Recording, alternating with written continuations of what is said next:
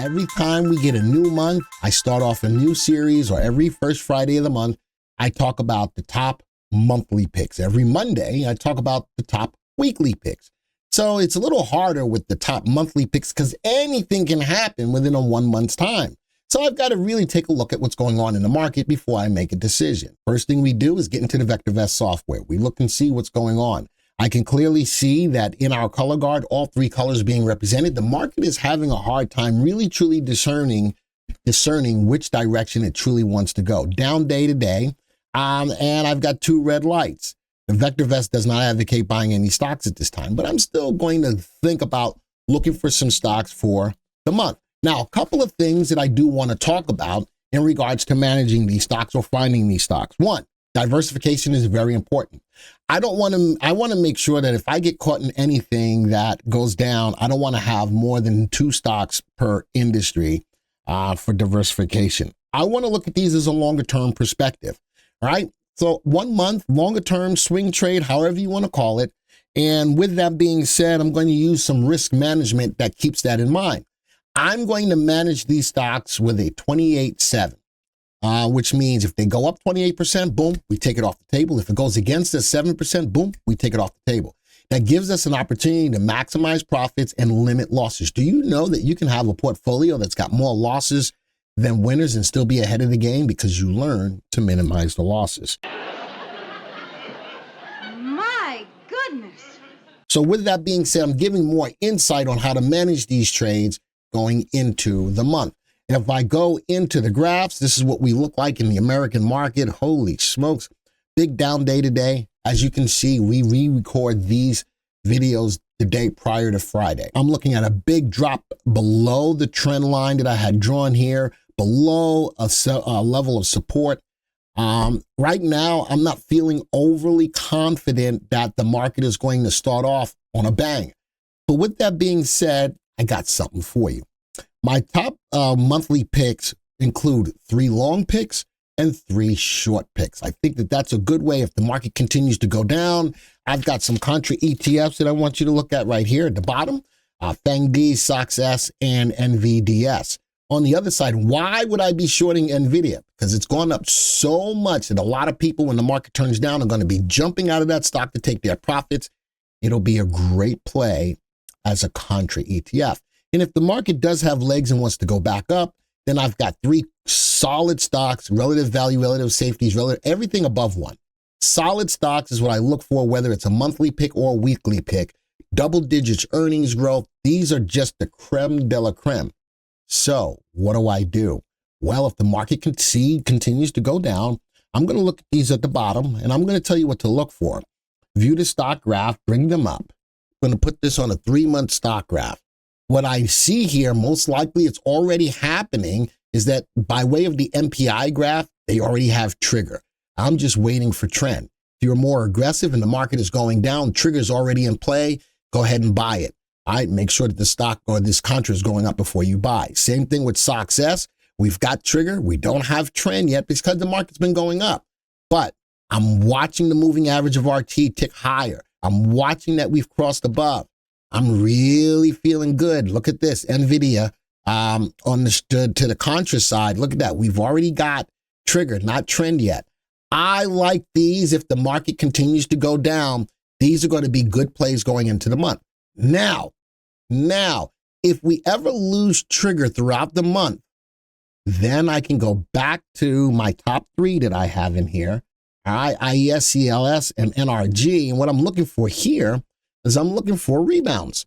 Let's go back. Let's say the market goes down for a week or 2 for the month of April, and then it decides it wants to go back up. Well, I've got levels of support and resistance to keep my eyes on. Definitely if these stocks break below these levels of support, like CLS did, I'm not taking them. But if they go back up, if they fall down, they fall below, and they break back up, and the market starts to turn around, these are still great stocks to keep your eyes on. Hopefully that makes sense to everybody. All right, so for my monthly picks for the U.S., I'm being both bullish and bearish, but I told you how to play them. All right, let's go over to the Canadian market, do the same thing. Color guard's primarily more green and yellow than it is in the U.S. market, down day to day as well. Let's go to the graphs. Look at that. Pull back off of a 3-month high on the Canadian market. All of our major indicators are still above 1, but starting to trend down. What am I looking for here? Same scenario. The market wants to turn around and go back up. I've got stocks for you for that side. If the market continues to want to go down in the primary wave, I believe is down in the Canadian market, and it is, that's a start. Then I want to look for the DEW to go down. These, whether it's the U.S. market or the Canadian market, these are signals that the market is continuing to move to the downside, and you need to pay attention to those contra ETFs. So in the Canadian market, I did the same thing. What's moving? And let's go look at that diversification. Interesting. I got three in the mining. Probably, nope. Mining gold, silver, mining other. So 2 in mining other, 1 in mining gold, silver, 2 in petroleum. Well, that's what's moving. That's what's moving in the Canadian market. Down up at the top here, I've got 5 stocks to be bullish on.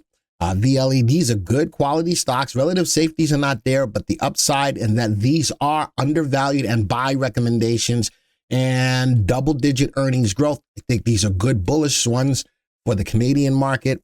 And then down below, here's my contras. Same scenario, the way you look at it. On the upside, or the bullish stocks, I'm thinking about a 28% gain, 7% loss. And I'm still looking, let's go look at the contras. Let's go look at the contras, put them on a 3-month graph, take off the crosshair and last. Same thing, I've got trigger. I've got nice trigger on HQD. I've got trigger on HSD, and I don't have trigger on HXD, but I do like the candle move. Nonetheless, in the Canadian market, I've got 5 bullish stocks if the market shows that it wants to go up, but if it doesn't, I've got 3 bearish stocks as well. So I'm going to go back to the U.S. market real quick, and I'm going to go to the prior month, 3/7/24. Let's go back to my stocks I gave you for last month. Let's go see what happened. 3/7, boom.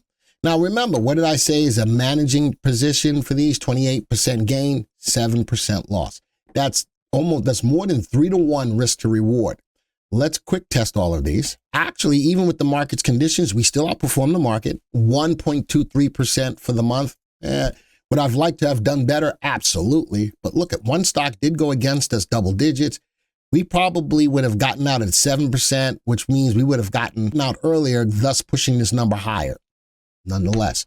All right, so we would have probably gotten out at about 7 or 8% loss rather than riding it down 17%. But App did well, 15.18%. Modine, Rolls-Royce, Opera all went up. The 2 that did go down, AIQ and IGPT, but they were manageable. This would have hurt if we didn't have the right stops in place. All right, folks. Now, if you're still here, this is a 2-for video because now I'm going to give you going into more multi-bagger picks. Now, I want to show you something because this is interesting. As the market is going through what it's going through right now, it's interesting that as I have a search specifically for multi-bagger stocks, they didn't yield a lot of return. So I'm going to go to the Unisearch tool real quick, and I am going to go YouTube. I've got a search in here for multi-baggers. All right, this is my original multi-bagger search.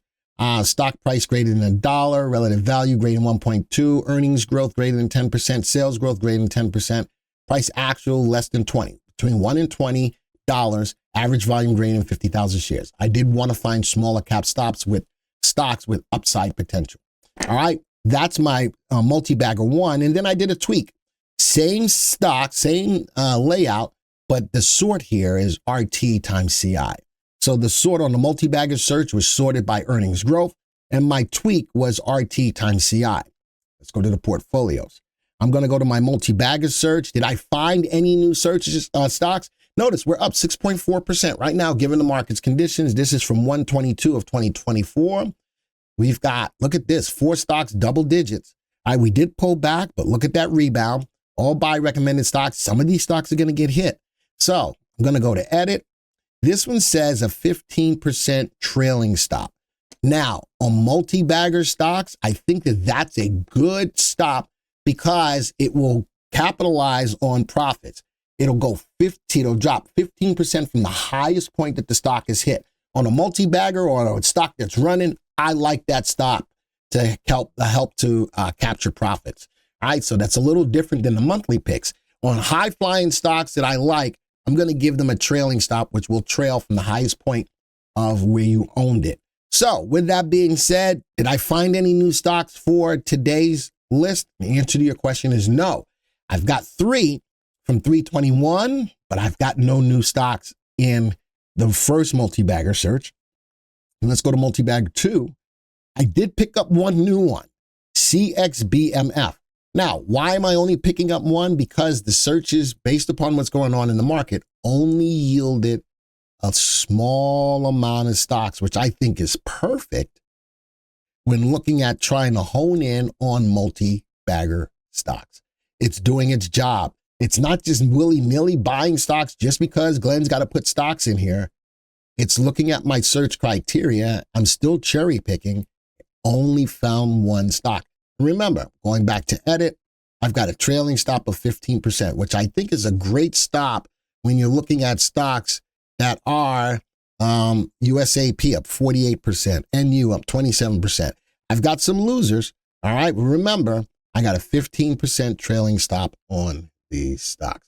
So folks, we've done a good thing here in that it's a 2-for video. I've given you stocks for the month. Remember, longer term perspective, different type of stock. And then I've given you more multi-bagger stocks, which you can see are doing well and their portfolios are doing well as well.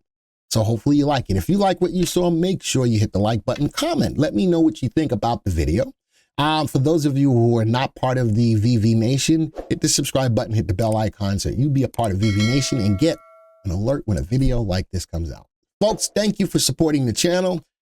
We just want to help you to make money. We're going to do the work. You're going to reap the rewards. Folks, this video is over. Until the next time, see ya. Good day to everyone in VV Nation. It's Rick Franklin here, Canadian consultant for VectorVest, and I'd like to invite you to join me for the upcoming VectorVest International User Group Forum. We'll be broadcasting live on the VectorVest YouTube channel Saturday, April 6, 2024, starting at 11 a.m. Eastern Time. I'll be joined by Mr. Jerry D'Ambrosio, who will provide you with the global market review, color guard reports, and hot off the press trade ideas. We'll also be joined by none other than Mr. Don Rietsma, who will be providing the keynote presentation entitled Understanding the Nets Turbo and Nets Nitro ETF Trading Systems. So ensure to mark your calendars. We look forward to seeing you there.